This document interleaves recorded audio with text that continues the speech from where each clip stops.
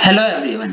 तो आज हम करेंगे राष्ट्रपति को हटाने की प्रक्रिया यानी महाअभियोग।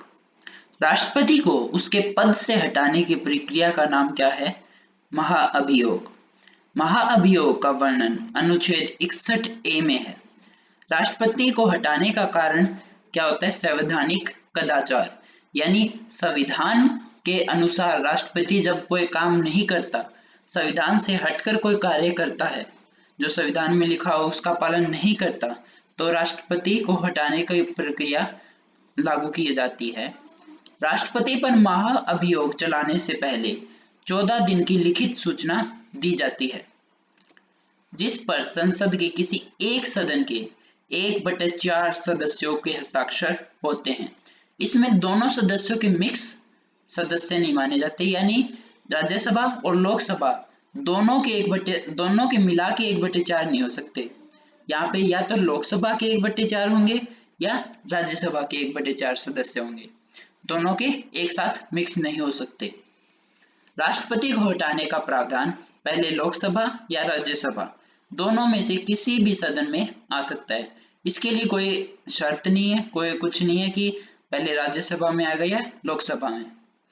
मान लो राष्ट्रपति को हटाने का प्रावधान पहले लोकसभा में आया, तो लोकसभा में 2/3 बहुमत से पास होना चाहिए। फिर क्या होगा? प्रस्ताव जाएगा राज्यसभा में। राज्यसभा क्या करेगी? राज्यसभा पहले राष्ट्रपति पर लगाए आरोपों की जांच करेगी, और राज्यसभा को अगर लगता है कि आरोप ठीक है, तो वहां पर भी क्या है? प्रस्ताव 2/3 बहुमत से पास होना चाहिए। और ये जो 2/3 होगी सदस्य पास करेंगे, ये राज्यसभा की कुल जो वो है, राज्यसभा की कुल जो सदस्य है यानी 245, उसका 2/3 नहीं होगा, बल्कि जितने उस समय राज्यसभा में जब ये प्रस्ताव के लिए बहुमत लिया जाएगा, उस समय जितने सदस्य मौजूद है उसका 2/3 होगा। उसके बाद राष्ट्रपति क्या है? अपना इस्तीफा जो है वो उपराष्ट्रपति को देगा। इसमें कुछ महत्वपूर्ण बातें होती हैं, जैसे महाअभियोग की प्रक्रिया जब चल रही है तो उसके दौरान राष्ट्रपति अपनी सफाई या जो भी राष्ट्रपति को कुछ भी बोलना है तो उसके लिए राष्ट्रपति खुद भी आ सकता है और अपने किसी दूत को भी भेज सकता है। इस महाअभियोग की प्रक्रिया में लोकसभा और राज्यसभा के निर्वाचित और मनोनीत दोनों सदस्य भाग लेते हैं, यानी राज्यसभा और लोकसभा के जितने भी सदस्य, चाहे वो निर्वाचित हो चाहे मनोनीत, दोनों ही सदस्य क्या हैं? इस प्रक्रिया में भाग ले सकते हैं। आगे हम पढ़ेंगे राष्ट्रपति से संबंधित कुछ अनुच्छेद, जिसमें राष्ट्रपति का जिक्र है या जो राष्ट्रपति की शक्तियां हैं वो कौन से अनुच्छेद में दी गई है। तो सबसे पहले है अनुच्छेद 72। अनुच्छेद 72 में क्या है? इस अनुच्छेद के अंतर्गत राष्ट्रपति को सजा माफ करने का अधिकार दिया गया है। सजा माफ क्या है? राष्ट्रपति 5 तरीके से कर सकता है। पहली है क्षमा। क्षमा में क्या होगा? 100% माफी, यानी जो भी उसे सजा दी गई थी, जो भी उसे सजा दी गई थी वो पूरी तरह से खत्म हो गई, चाहे वो कोई भी सजा हो, वो बिल्कुल खत्म हो गई। लघुकरण। लघुकरण में क्या होता है? लघुकरण में सजा का समय भी कम हो सकता है और दोनों भी कम हो सकते हैं, यानी प्रकृति, सजा और प्रकृति या तो दोनों कम हो सकती है, या सिर्फ सजा का समय कम हो सकता है, या सजा की सिर्फ प्रकृति कम हो सकती है। जैसे मान लो पहले किसी को सजा मिली थी 20 साल की, तो राष्ट्रपति उसे कम करके 2 साल कर सकता है, 10 साल कर सकता है, जितनी भी वो चाहे। दूसरा है प्रकृति। प्रकृति में क्या होता है? जैसे मान लो उन्हें सजा दी गई कि एक रूम में 20 लोग हैं, उनके साथ आपको रहना है, या काल कोठरी की सजा, या जहाँ पे आना जाना मना है बाकी रिश्तेदारों मिलने वालों का, ऐसी सजा। या फिर एक होती है चक्कियां, यानी जहाँ पे ना ही तो लेट सकते हम और ना ही कैदी खड़ा हो सकता है। तो जो सजा है ये क्या होती है? सजा की प्रकृतियां। तो इनको भी चेंज किया जा सकता है और सजा का समय भी चेंज किया जा सकता है, या फिर दोनों भी कम किए जा सकते हैं। फिर है परिहार। परिहार में क्या होगा? सिर्फ सजा का समय कम होगा, प्रकृति में कोई बदलाव नहीं होगा। दूसरा आगे है विराम। विराम में क्या होगा? विराम में 100% माफी होगी, यानी सजा की प्रकृति भी और सजा दोनों कम कर सकते हैं। समा व लघुकरण, जो दो सजा के कम करने के जो तरीके हैं वो क्या है, वो विराम में आते हैं, समा भी और लघुकरण भी। आगे है प्रविलंबन। प्रविलंबन में क्या होता है, लंबन में क्या होता है, सजा को अस्थायी तौर पर यानी सजा को कुछ टाइम के लिए आगे बढ़ा सकते हैं। जैसे मान लो फांसी 15 अगस्त को होनी चाहिए थी, लेकिन राष्ट्रपति क्या कर सकता है, उसको 30 अगस्त को कर सकता है, या फिर उससे आगे या पहले भी कर सकता है। आगे है, इस अनुच्छेद के अंतर्गत राष्ट्रपति को फांसी की सजा माफ करने का अधिकार भी है।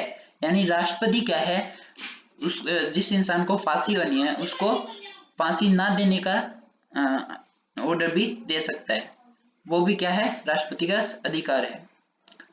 आगे है अनुच्छेद 74। इस अनुच्छेद में क्या है, मंत्री परिषद का वर्णन है। मंत्री परिषद का काम क्या होता है, राष्ट्रपति को सलाह देना, और राष्ट्रपति के लिए वह सलाह मानना क्या होता है, बाध्यकारी। यानी कोई भी सलाह जो मंत्री परिषद देगी राष्ट्रपति को, वो राष्ट्रपति को माननी ही पड़ेगी, जो मंत्री परिषद के द्वारा दी गई है। नोट, इसमें क्या है कि जैसे देश के जो मुखिया होते हैं वो आपको पता है आप राष्ट्रपति होते हैं, लेकिन एक्चुअल में क्या होता है, देश की जो वास्तविक कार्यपालिका मुखिया होते हैं वो प्रधानमंत्री होते हैं। उनके पास सबकी जो मंत्री परिषद होती है उनकी जो ये है सलाह है वो मानना इतना ज्यादा अनिवार्य नहीं होता, और देश के नाम मात्र कार्यपालिका मुखिया कौन होते हैं, राष्ट्रपति। आगे है अनुच्छेद 108। इस अनुच्छेद के अंतर्गत क्या है, राष्ट्रपति को संयुक्त अधिवेशन या संयुक्त बैठक बुलाने का अधिकार है। यानी लोकसभा व राज्यसभा की एक साथ बैठक बुलाने का अधिकार किस अनुच्छेद में दिया गया है, अनुच्छेद 108 में। लोकसभा के आम चुनाव के बाद या सरकार के नए वर्ष की शुरुआत में संयुक्त अधिवेशन बुलाया जाता है। उस समय अध्यक्षता कौन करता है, राष्ट्रपति। इन दोनों परिस्थितियों के अलावा अगर संयुक्त अधिवेशन बुलाने का अधिकार तो राष्ट्रपति के पास है, लेकिन उसकी अध्यक्षता कौन करेगा, लोकसभा का स्पीकर।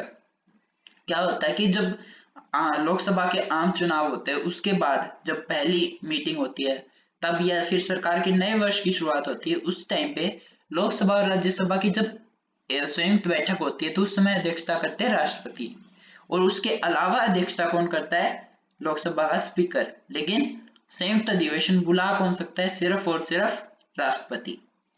कानून बनाने की प्रक्रिया। अब कानून बनाने की प्रक्रिया कैसे होती है, कानून बनाने की प्रक्रिया में तीन संस्थाएं शामिल हैं। तीन संस्थाएं जो हैं जो वो जुड़ी हुई हैं कानून बनाने से। पहली है विधायिका। विधायिका क्या करती है, कानून का ढांचा या प्रपोजल तैयार करती है। यानी क्या कानून बनाना है, कानून कैसे है, उसमें क्या क्या चीजें हैं, वो सारी चीजें कौन बनाता है, उसका ढांचा कौन तैयार करता है, विधायिका। जो क्या कौन होते हैं, लोकसभा व राज्यसभा के सदस्य। आगे होती है दूसरे नंबर पर कार्यपालिका। कार्यपालिका में कौन आता है, राष्ट्रपति। राष्ट्रपति क्या करता है, राष्ट्रपति उसे मंजूरी देता है। तीसरा आता है न्यायपालिका। न्यायपालिका क्या करती है, वो न्यायपालिका जांच पड़ताल करती है कि क्या मतलब कानून सही है गलत है, उसमें क्या क्या बदलाव हो सकते हैं। और न्यायपालिका होती कौन है, सुप्रीम कोर्ट। विधायिका के सत्र क्या है, तीन तरह के होते हैं। जो विधायिका है हमारी, जो लोकसभा और राज्यसभा लोकसभा है, उनके तीन सत्र होते हैं, बजट सत्र, मानसून सत्र और शीत सत्र। बजट सत्र होता है फरवरी से मई तक, जो सबसे लंबा सत्र होता है। दूसरा है मानसून सत्र, यानी जुलाई से सितंबर तक। फिर आता है शीत सत्र, जो नवंबर से दिसंबर तक होता है। ये क्या है, सबसे छोटा सत्र। आगे है एक साल में अधिक से अधिक कितने सत्र हो सकते हैं, 3। और एक साल में कम से कम कितने होने चाहिए, 2 सत्र होने चाहिए। एक सत्र से दूसरे सत्र के बीच में 6 महीने से ज्यादा का अंतर नहीं हो सकता।